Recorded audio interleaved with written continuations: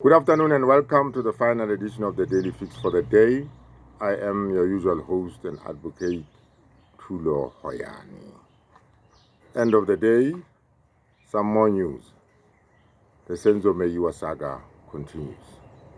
Let me just begin by saying we did an actual audio with former Constable Tapa. I must confess, he called me, and I think this has been resolved now. He's not very comfortable with those audios. He's willing to give me information and continue to give me information surrounding the Senzo Meyiwa investigation, but is not very comfortable in the manner that we did it in the last video, where he actually talks and is recorded. Anyway, let's get into the business of the day.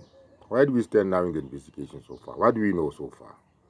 What we know so far is that 3 teams were dispatched to various provinces: Limpopo, Mpumalanga, and KZN.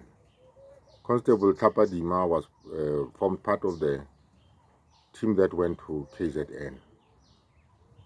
Remember, these teams were only assembled the following day. If Senzo Meyiwa was killed on a Sunday at about 8 p.m., these teams were only assembled at the Fosuras police station the following day at 6 a.m., something like nearly 10 hours later, which is still in itself baffling and, shocking.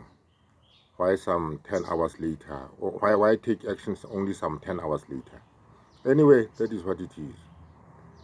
When they go to KZN, he says they found a suspect there arrested in dreadlocks. And we've already said this suspect turned out to be Wanganin Dance. Now, let me say something. When the 3 teams were dispatched to 3 different provinces, at that stage, whoever dispatched them was not sure where the suspect was to be found. That is why he dispatched 3 different teams to 3 different provinces, right? The police were still in search of this alleged suspect or this alleged intruder who was in dreadlocks. Now, fast forward to the Kwanongoma police station. Upon arrival there, Constable Tapa tells us a man had already been arrested there. And he sort of fitted the description of the man they were supposed to be looking for, or they were led to believe was one of the intruders into the house. Now, what is baffling about this? Just look at it this way. You dispatch 3 teams of policemen to 3 different provinces.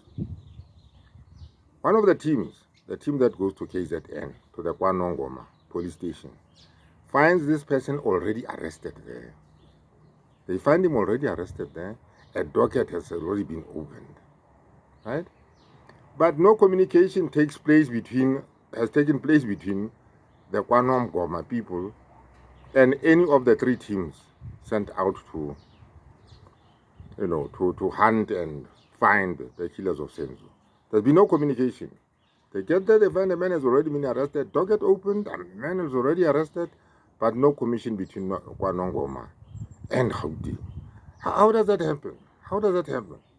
And how quick it was. I mean, if Senzo had been killed in false arrest, Ntanzi must have taken some very quick transport to KZN. Such that he got to KZN, was arrested in KZN, and when these people arrived there, he was already arrested.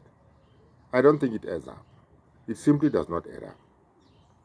3 teams could not have been dispatched to 3 different provinces when a suspect had already been arrested in KZN on the same, for the same murder offense that they were investigating.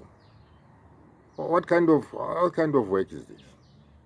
Surely, once the suspect had been apprehended in KZN, the KZN police would then have informed Gauteng that we have a suspect here who sort of suits the description of the man that we are looking for. None of that happened. None of that happened. It is it is one of those shocking things which are coming out of this Senzo Meyiwa investigation. Secondly, he says, well, they were misled. The words he uses were, they were misled. And at that time, they were not aware that they were being misled.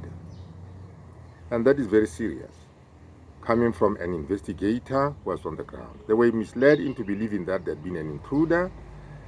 Like I've always said, they were sold a story. They were misled, he says in his own words, into believing that an intruder or intruders had burst into the house and one of them had dreadlocks. So that they had to pursue this bizarre story about the intruder which took them to KZN. And they found a man there suiting the description of Bongani Ntanzi. This is amazing in itself. Misled, misled, misled. Mark the word misled. They were misled. In other words, you know, when police investigate any crime, you know, they don't get information which misleads them. He says they were misled. They work on the objective facts. They undertake an investigation, interview whoever was on the scene, and take it from there. Process the scene, and so on and so forth. Now, in this case, the word misled is a key word. They were misled. That is why they were sent on this. He said they were sent all over the place, you know, when in fact, the true story could well have been there were no intruders in that house, and that the story was simply a ruse. It was really a ruse, nothing more than a ruse, you know, to throw them off the train. Well, that is what he says. For now, let us leave it at that. But this is explosive stuff. This is explosive stuff. Remember, we are building docket 000. This is how docket 000 grows, by poking holes into what are supposed to be police dockets. Right? If the police can open up a docket, the people can open up a docket. Why can't the people open up a docket? A public docket. I said 000 is a public docket. So this is the information so far. We'll take it up from there. I am also making frantic, efforts to get in touch with T4. T4 must have something for us as we go along this road. Anyway, this is the last edition of the day. Thank you for all the subscriptions that I'm seeing. Thank you for all the views that I'm seeing. This is, and this effort or this initiative can only support with your backing and support. Please kindly subscribe. If you have viewed this channel before and you have not subscribed, please do so now. Thank you very much and have a nice evening.